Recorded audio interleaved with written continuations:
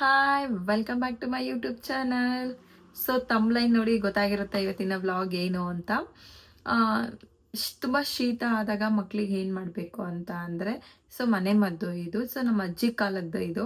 ಅಜ್ಜಿ, ಅಮ್ಮ ಮತ್ತು ನನಗೆ, ಸೊ ನನ್ನ ಮಗಳಿಗೆ ಇದೇ ಥರನೇ ನಾನು ಮಾಡ್ತಿರೋದು ಮನೇಲಿ ಕೂಡ. ಸೊ ನನ್ನ ಮಗಳಿಗೂ ಕೂಡ ಹೀಗೆ ಹೇಳಿದ್ದು ಅಮ್ಮನು. ಅವಳಿಗೇನಾದರೂ ಶೀತ ಆದರೆ ಎಕ್ಕುದುವ ಮತ್ತು ಮೆಣಸು, ಅರಿಶಿಣ, ಬೆಳ್ಳುಳ್ಳಿ ಇಷ್ಟನ್ನು ಜಜ್ಜಿಬಿಟ್ಟು ಕಟ್ಟಬೇಕು ಅಂತ. ಸೊ ನಾವು ಅದನ್ನೇ ಈಗಲೂ ಯೂಸ್ ಮಾಡ್ತಾ ಇದ್ದೀವಿ. ಅವಳಿಗೆ ಏನಾದರೂ ತುಂಬ ಶೀತ ಆಗಿತ್ತು ಅಂದರೆ, ಶೀತಕ್ಕೆ ನೆಗಡಿ ಆಗಿತ್ತು ಅಂದರೆ ಇದೇ ಥರನೇ ಮಾಡೋದು. ಗೊತ್ತಾಗುತ್ತೆ ಶೀತಕ್ಕೆ ನೆಗಡಿ ಆಗಿದೆ ಅಥವಾ ಹೀಟಿಗ ಅಂತ. ತುಂಬ ಹೀಟ್ ಇದ್ದಾಗ ಇದನ್ನು ಮಾಡಬಾರ್ದು ಮಕ್ಕಳಿಗೆ, ತುಂಬ ಇನ್ನೂ ಹೀಟ್ ಆಗುತ್ತೆ. ಅರಿಶಿನ, ಮೆಣಸು, ಬೆಳ್ಳುಳ್ಳಿ ಅವೆಲ್ಲ ಹೀಟ್ ಅಲ್ವಾ. ಸೊ ಹೀಟ್ ಇದ್ದಾಗ ಏನಾದರೂ ಮಾಡಿದ್ರೆ ಮಕ್ಳಿಗೆ ತುಂಬ ಹೀಟ್ ಆಗುತ್ತೆ. ಹಂಗಾಗಿ ಶೀತಕ್ಕೆ ನೆಗಡಿ ಆಗಿತ್ತು ಅಂತ ಅಂದರೆ ಸೊ ಇದೇ ಥರನೇ ಮಾಡಿ, ಶೀತಕ್ಕಾದರೆ ಬೇಗ ಕಮ್ಮಿ ಆಗುತ್ತೆ. ಸೊ ಗೊತ್ತಾಗುತ್ತೆ ಮಕ್ಳು ಕಣ್ಣೆಲ್ಲ ಒಂದು ಸ್ವಲ್ಪ ಊತ ಬಂದಿರುತ್ತೆ, ಶೀತಕ್ಕೆ ಹೆಂಗಾಗಿರುತ್ತೆ ಅಂತ. ಅದು ನಮಗೆ ನೋಡಿದ್ರೇ ಮಗುನ ಗೊತ್ತಾಗ್ತಿರುತ್ತೆ ಶೀತಕ್ಕಾಗಿದೆಯಾ, ಹೀಟಿಗಾಗಿದೆಯಾ ನೆಗಡಿ ಅವರಿಗೆ ಅಂತ. ಸೊ ಇದೇ ಥರನ ನೀವು ಯೂಸ್ ಮಾಡಿ, ಬೇಗ ಕಮ್ಮಿ ಆಗುತ್ತೆ ಮಕ್ಕಳಿಗಂತೂ. ಸೊ ನಾವೊಂದು 2 ಮಂತ್ಸು 3 ಮಂತ್ಸ್ ಬೇಬಿಯಿಂದನೂ ನಾವು ಸ್ಟಾರ್ಟ್ ಮಾಡ್ತೀವಿ ಇದೇ ಥರನೇ.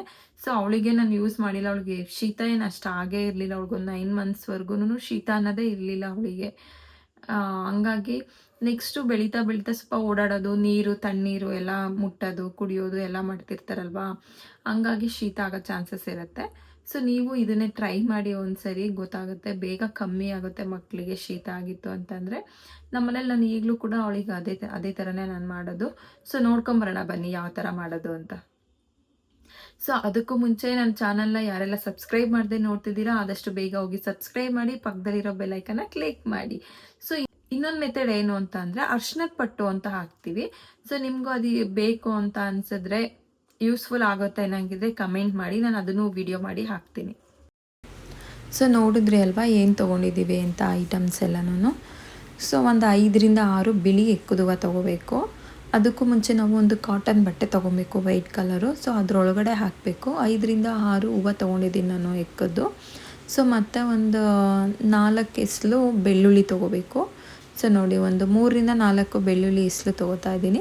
ಮತ್ತು ಹಾಗೆ 5ರಿಂದ 6 ಮೆಣಸು ತೊಗೋಬೇಕು, ಕರಿ ಮೆಣಸು ಬರುತ್ತಲ್ಲ, ಆ ಮೆಣಸು ತೊಗೊಂಡು ಅರ್ಧ ಸ್ಪೂನಷ್ಟು ಅರಿಶಿಣ ಹಾಕ್ತಾಯಿದ್ದೀನಿ.